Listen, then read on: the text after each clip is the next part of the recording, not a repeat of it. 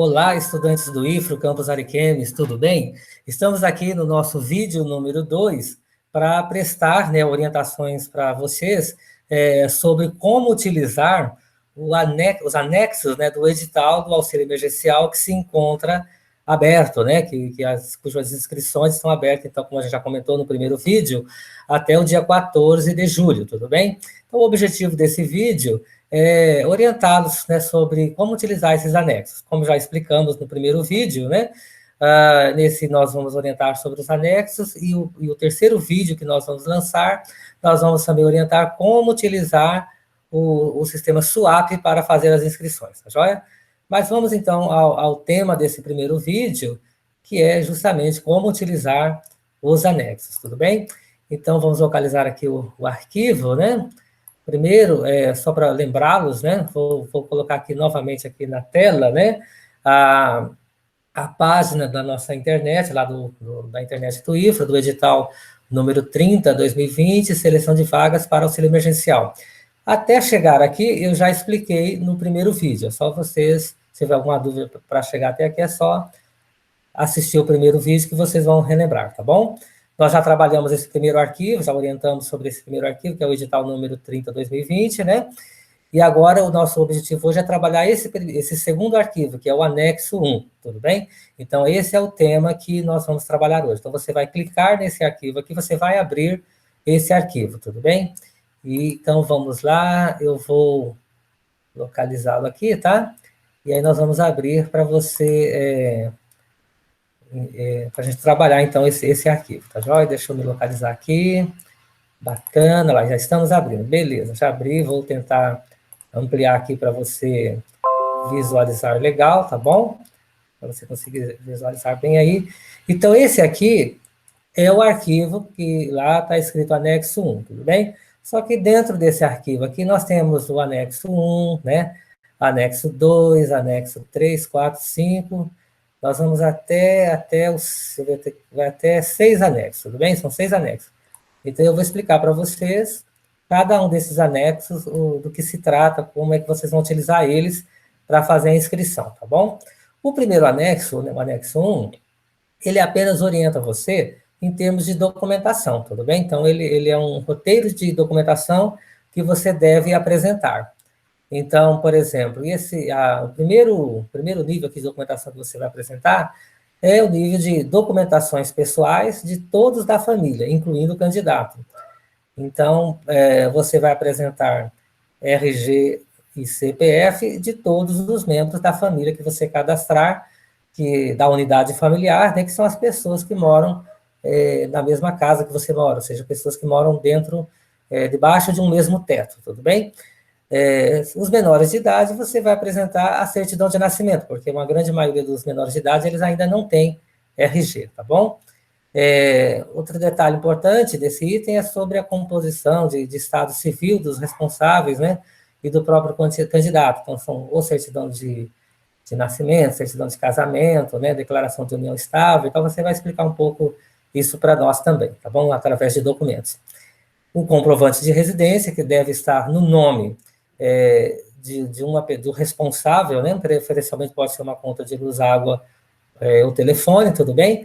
E, às vezes, você mora, por exemplo, numa casa que é alugada, então o teu comprovante de residência e a conta de água e luz não está no nome do pai, ou da mãe, mas está no nome do proprietário da casa, então você pode mandar para nós uma cópia do contrato de aluguel. E se também a casa é cedida, vamos dizer, é cedida por um parente, então você faça uma declaração que é o endereço número tal, tal, e aí faz uma declaração de fulano de tal, está cedendo a casa para Beltrano, tudo bem? E os dois assinam, coloquem a data e colocam o endereço corretamente. Outro ponto importante aqui é que pede a carteira de trabalho e previdência social, de todos os membros da família maiores de 18 anos. E aqui está esclarecendo, e também os aprendizes maiores de 16 anos, tá? E é o pessoal que está naquele projeto do Jovem Aprendiz, tá bom? Lembrando que as páginas dessa carteira de trabalho que deve ser tirada é a página com foto, a página com os dados pessoais do trabalhador e a página do último registro de contrato de trabalho e a página seguinte em branco. Algumas pessoas falam assim, mas na minha família, a pessoa, vamos supor, meu irmão mais velho, ele está desempregado. Pois é, mas você vai mandar a cópia dessa carteira de trabalho com essas páginas justamente para provar isso, que a pessoa está desempregada, ok? Então, independente se está trabalhando ou não, você vai mandar para nós, porque é isso que vai confirmar, né, aquilo que você está dizendo, tá bom? Ok, então aqui até a gente explica isso que eu acabei de falar, tá? Também importante assim que quem não possui carteira de trabalho deve apresentar um protocolo de solicitação deste documento ou a declaração devidamente assinada e datada informando que não possui carteira de trabalho. Isso no caso, lembrando que essas carteiras de trabalho somente para os membros da família que são maiores de 18 anos ou para aqueles que já são maiores de 16 anos e que estão no projeto Jovem Aprendiz, tá bom? Beleza, vamos para frente. O segundo bloco de documentos que você vai apresentar para nós através do sistema SWAP são os documentos para comprovação de informações de caráter social, quando for o caso. Quer dizer, nem todos vão apresentar isso aqui da forma como está aqui. Depois você vai apresentar uma coisa ou outra. Por exemplo, quem estudou o ensino fundamental ou o ensino médio 100% em escola pública, vai apresentar uma cópia do histórico escolar, né? Ou aquela declaração da escola ano a ano que estudou 100% em escola pública. Quem não estudou 100% em escola pública, é óbvio que não vai apresentar esse documento aqui, tudo bem?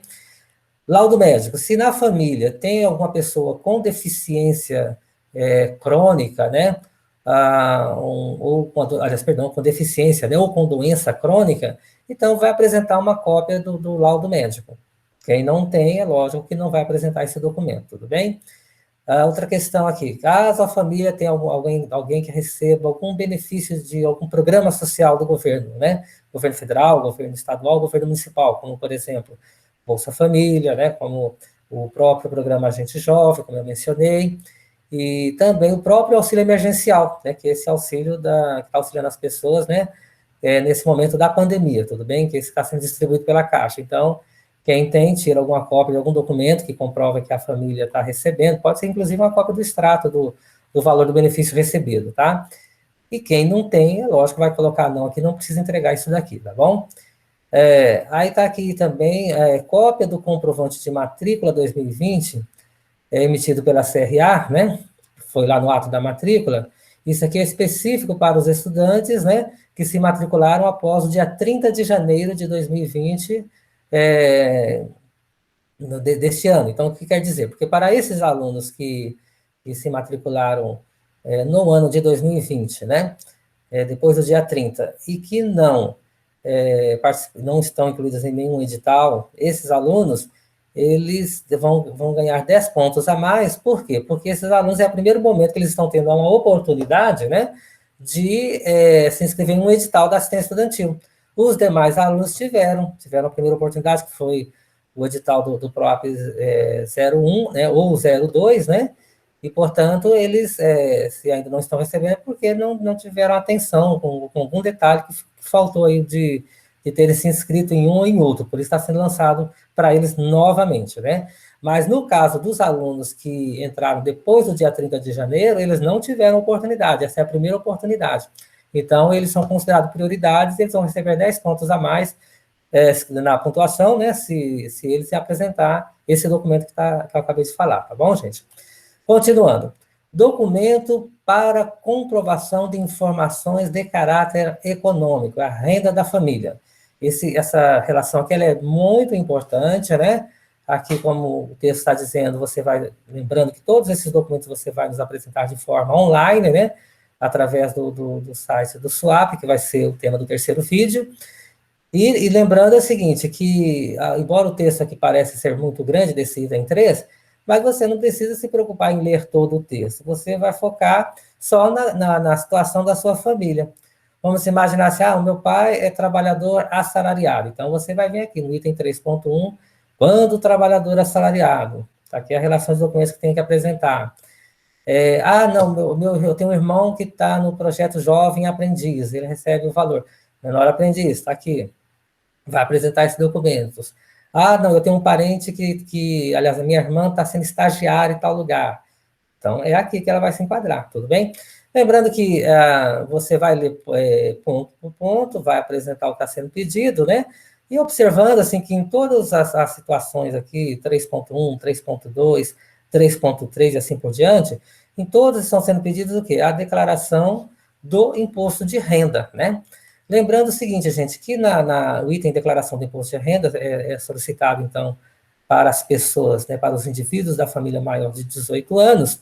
Então, declarou, vai mandar para nós, né, uma cópia da declaração do imposto de renda, né, nós estamos em 2020, então é a declaração de 2019, vai mandar ela completa, tá? Desde da primeira página que eu recebi, toda a declaração. Ocorre também que a maioria das pessoas não fazem declaração de imposto de renda, né? Elas não estão ainda naquela faixa salarial que precisam fazer, né, de renda, né, que precisam fazer a declaração. Então, o que essas pessoas devem fazer? Elas vão acessar esse link que está aqui, e lá nesse link você vai abrir uma página da Receita Federal, né, lá do site da Receita Federal. Lá ele vai pedir o CPF dessa pessoa, data de nascimento, vai aparecer algumas letras, né, para você preencher ali, encaminhar para a Receita Federal comprovando que você não é um robô. E aí você manda e vai aparecer na sequência na tela, assim, este CPF não possui dados lançados, né, na Receita Federal.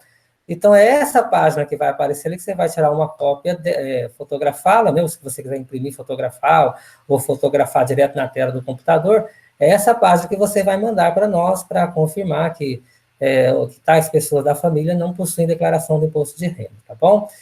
E todas as pessoas aqui que são maiores de 18 anos, em todas as situações também, 3.1, 3.2, 3.3, está sendo pedido também que os extratos bancários dos últimos 3 meses, pelo menos, né?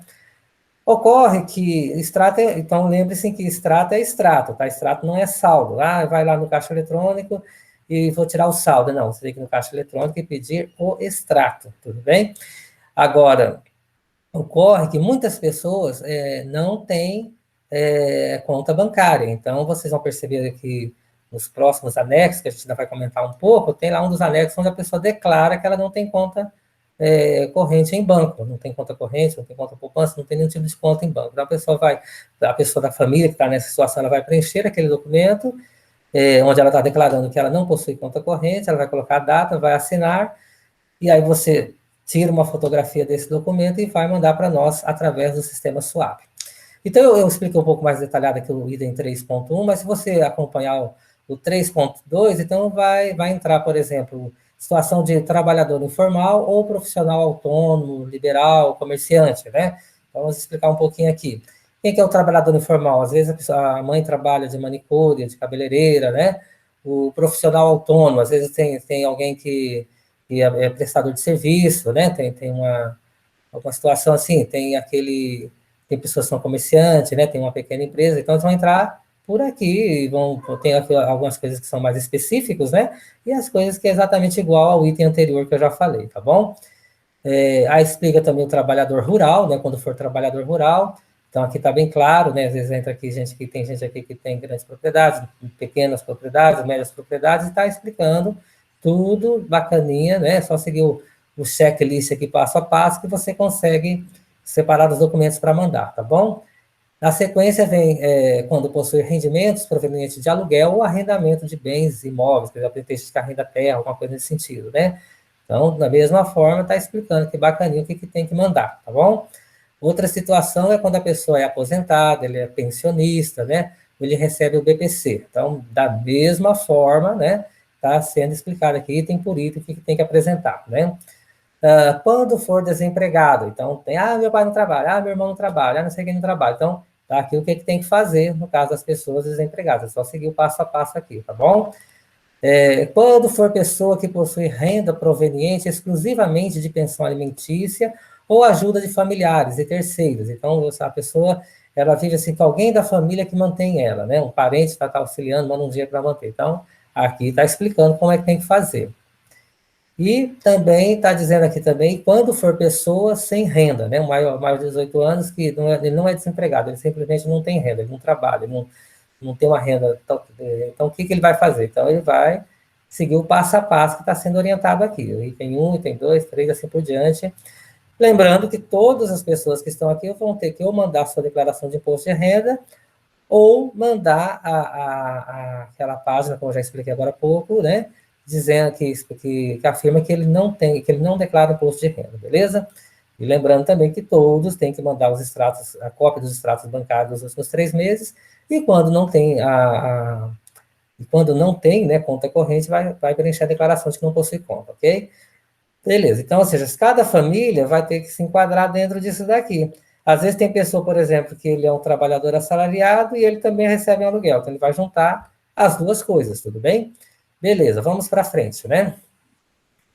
Outros documentos que deverão ser apresentados conforme o caso da família do estudante, né? Aí são comprovantes aqui de pensão alimentícia, né? Às vezes a situação, assim, por exemplo, assim, certidão de óbito, por exemplo, caso os pais responsáveis ou cônjuge, companheiros sejam falecidos, né? Então, por exemplo, acontece muito assim, o aluno mora com a mãe, né, e com o padrasto, né, e a gente precisa saber se esse pai é separado e paga a pensão alimentícia ou não, ou se esse pai é falecido. Então, estou citando aqui como um exemplo, tá bom? Quando os pais ou responsáveis forem separados ou divorciados, apresentar cópia dos seguintes documentos. Então, está lá, comprovante de recebimento ou não da pensão alimentícia, que é justamente complementando o item anterior que eu acabei de dizer, né? Para aqueles que forem menores de 18 anos, né? Que tem o anexo 2 desse edital, né?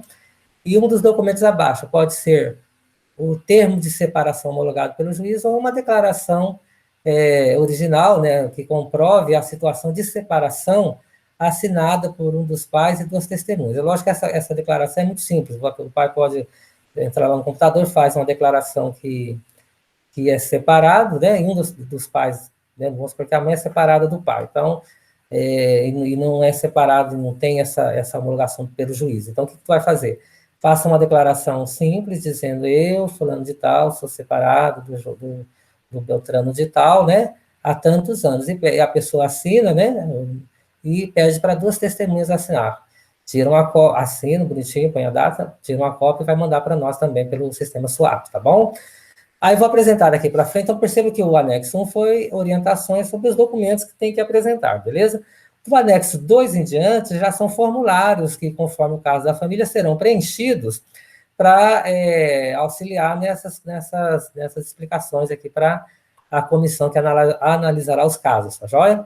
Então, por exemplo, anexo 2, autodeclaração de renda. Então, eu, né, vamos por assim, eu, né, Gutenberg Germano da Silva, portador do RG tal, CPF tal, vamos colocar aqui pai da aluna, né, Joana de tal, né, matriculado no curso tal, turma tal, declaro para os efeitos que sou trabalhador assalariado, vai marcar um X se for aqui, ou sou aposentado, e assim conforme a situação da pessoa, né?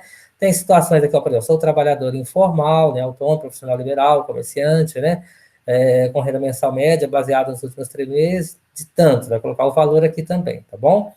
Lembrando que essa declaração não vai ser o único documento que comprova a renda, né? Existe, conforme eu apresentei lá no item anterior, os documentos que vão comprovar se essas informações aqui são reais ou não, né? Então, beleza. Então, percebam que essa autodeclaração de renda, todas as pessoas maiores de idade na família vão apresentar. Todas as pessoas, seja o pai, a mãe, um irmão, uma irmã mais velha de idade, de repente até o próprio aluno é maior de idade, todos vão apresentar, tá bom? Às vezes, também é o seguinte, há situações onde o aluno é maior de idade, né? E ele não é responsável por aluno nenhum. Então, como é que ele vai preencher isso aqui? Eu, fulano de tal, RG tal, CPF tal, né? Aí você vai colocar aqui, aí você, essa parte aqui, especificar o grau de parentismo, você vai colocar um tracinho aqui, né? Coloca outro tracinho aqui, aí você coloca aqui, que tracinho faz um tracinho aqui, tá? Assim, coloca um xizinho aqui, coloca outro xizinho aqui, né? E aqui você vai colocar regularmente matriculado no curso tal, beleza? Então você vai inutilizar esse campo e esse campo aqui quando for maior de idade, estudante maior de idade, tá bom? Beleza, vamos para frente. Isso aqui, aliás, antes de ir para frente, só explicar isso aqui, ó. Preste bem atenção, sejam bem sinceros e verdadeiros, porque isso daqui pode gerar problemas para você no futuro, tudo bem? Então, esteja sempre trabalhando com honestidade, dentro da lei, é o que nós pedimos para todos os estudantes e familiares, ok? O anexo 3, você vai perceber que lá no SWAP, quando você apresentar a família, de uma certa forma, isso aqui já vai ser apresentado pelo sistema, tá?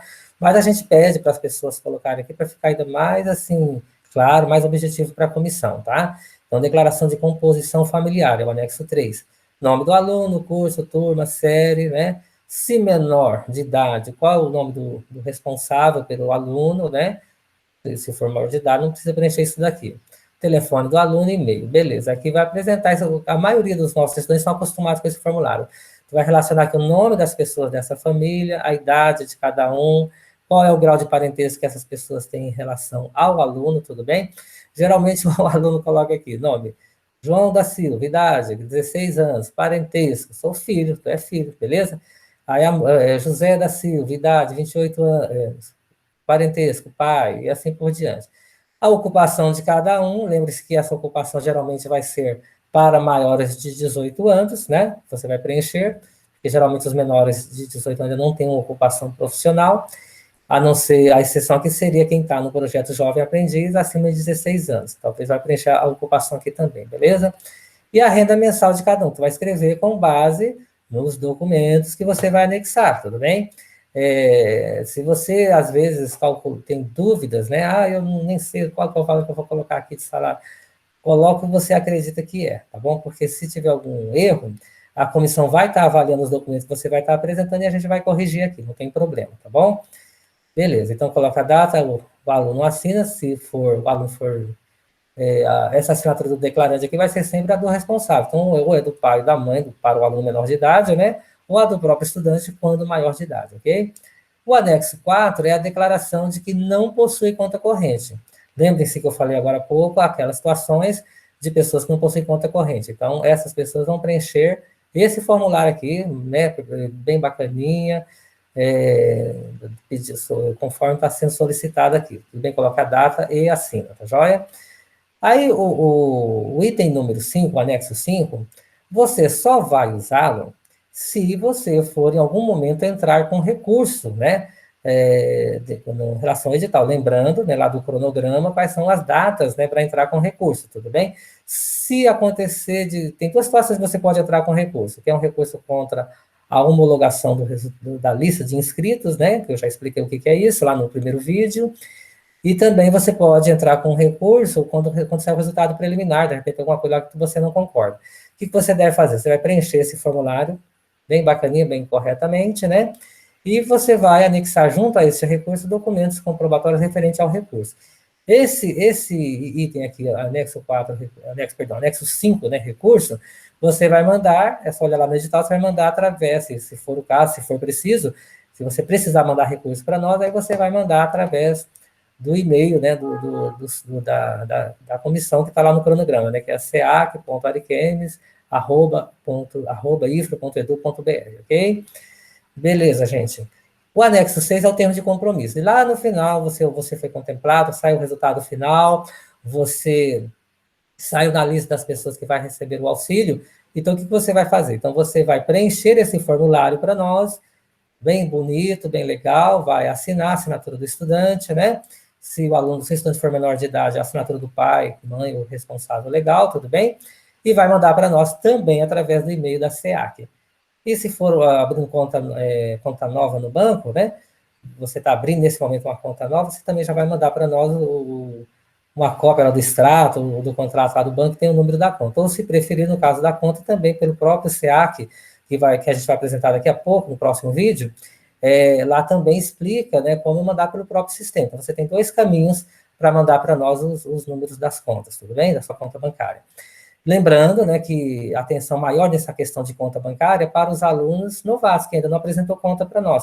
Os alunos que já têm contas conosco, que se apresentou em momentos anteriores, nós temos os números dessas contas, então isso não é um grande problema, a não ser que houve alguma alteração de agência, de número de banco, alguma coisa assim, aí vocês vão precisar entrar em contato, tá bom? E lembrando também que, no caso, assim, a gente está falando um pouco aqui de contas bancárias, né, para alunos que vão abrir contas, é bem possível que a agência vai pedir uma declaração que você é aluno do IFTO. Você pede essa declaração pelo e-mail lá da ceac.ariquemes, né, @ifro.edu.br, então nós vamos fazer a declaração e vamos mandar para você, aí você imprime e leva na agência, né. Também oriento, gente, que nesse período de pandemia, tá até tranquilo abrir conta corrente pelos aplicativos, né, dos bancos, mas abrir conta corrente assim, para menor de idade, geralmente os bancos querem o pai do aluno, né, o pai ou a mãe do aluno e o próprio aluno, e os documentos pessoais de cada um lá na agência, e é um atendimento presencial. E uma boa parte das agências estão com esses atendimentos presenciais suspensos. Então, nesse caso, o que o aluno deve fazer, né?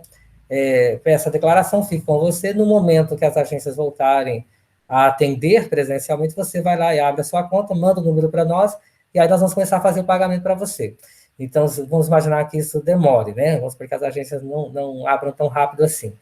A gente orienta sem ter um pouco de paciência, porque se as agências normalizarem até dezembro desse ano, se você conseguir abrir essa conta até dezembro, nós vamos pagar esses auxílios para você, a gente vai pagar retroativo, tá bom? Mas o único motivo que justifica nós pagarmos retroativos é a dificuldade para conseguir abrir uma conta, tá? Outros motivos a gente não vai, não tem como nós pagarmos retroativos, tá bom? Gente, então, essas são as informações sobre os anexos, tudo bem? A seguir, nós vamos apresentar um vídeo, que vai ser o vídeo 3, que vai ser sobre como, que é o manual do swap, ou seja, como usar o manual do swap, tá bom? Você fica aguardando, que é justamente o terceiro documento, né? Onde naquela página anterior, né? Ele está escrito anexo 2, lá na página do site do IFA. Vou ver se eu consigo rapidinho mostrar aqui para vocês, né? A página, só para vocês lembrarem. Só um minutinho, tá bom? Deixa eu me localizar aqui. Ok, vamos lá. Vamos lá. Só um minutinho. Só lembrando, então, aqui, essa página aqui. Vamos abrir, né? Ótimo. Então, voltei aqui naquela página lá. O tema do próximo vídeo, né, que é o terceiro vídeo, então vai ser, nós vamos falar sobre esse arquivo aqui, que é o anexo 2, tudo bem? Nesse anexo 2, nós vamos te orientar, ele na verdade, é o manual do swap para o estudante. Então, nesse manual do swap para o estudante, ensina o estudante como fazer a sua inscrição pelo swap, tudo bem? E aí, a forma como nós vamos explicar será ministrada pela a Patrícia, né, a nossa assistente de aluno, e a gente vai colocar logo mais, que vai ser o terceiro vídeo, tá bom? Forte abraço a todos, tá? Se você gostou desse vídeo, esse vídeo está te auxiliando, né? Então, eu peço, assim, gentilmente, para que você deixe, né, um like, tudo bem?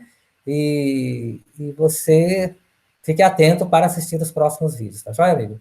Então, um grande abraço, tá? Tudo de bom e vamos que vamos. Daqui a pouco nós voltamos.